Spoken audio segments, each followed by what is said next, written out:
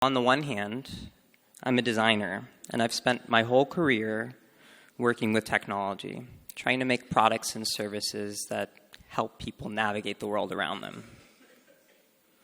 But on the other hand, I'm also an artist, and I create work that seeks to evoke an emotional response and raise questions about the world that we live in.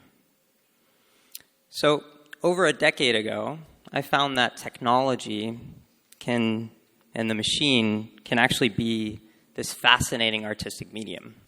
My two passions, art and design, ended up having more overlap than I thought. And this overlap became apparent when I began designing around AI systems, artificial intelligence systems, that took into account emotional awareness and emotional detection. And I was working with a conversational analyst to try to get the chatbots that we were making to sound more human. And we were making good progress, taking some principles of conversation, like these conversational models that sociologists have created to try to understand the different types of conversation we have, and converting them to machines to make them sound more human. Taking that same underlying technology that makes chatbots work, called natural language processing, AI researchers can start to take the emotional content on at least a basic level, like some of the basic emotions that we have, anger, joy, sadness, fear, and disgust, and take those and convert them to math. So this had me curious and thinking about some of the more complex emotions, the ones that we have a hard time even describing to each other as humans.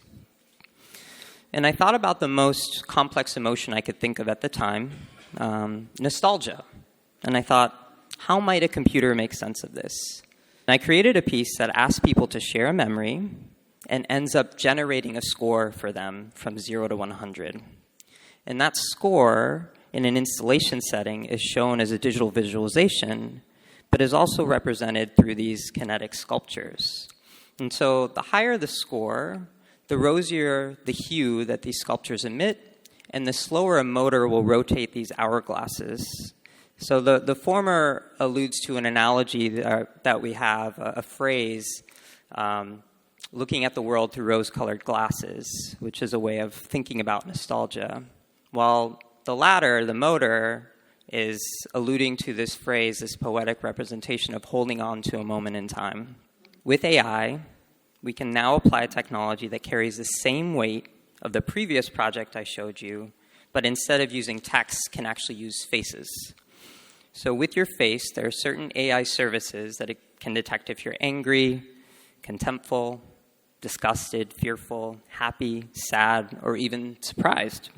This ends up putting a lot of value on us acting rationally. And as humans, I think we all know that we're not rational creatures. And the more I thought about it, the more I started thinking about scenarios like, well, this, and this video,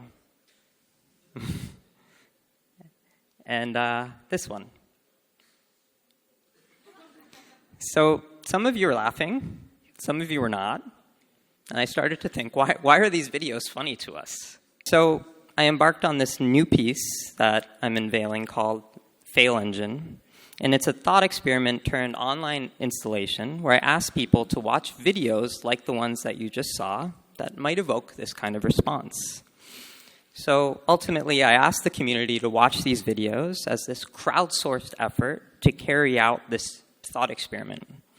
Then, in a gallery setting, participants can actually see a playlist of videos and what the computer may have learned from all of the input and training data that's been put into it.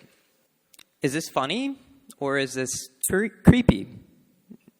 In this poetic thought experiment, though, my hope is that the piece leaves us pondering, considering the complexities of AI and the human experience and how we end up translating the two.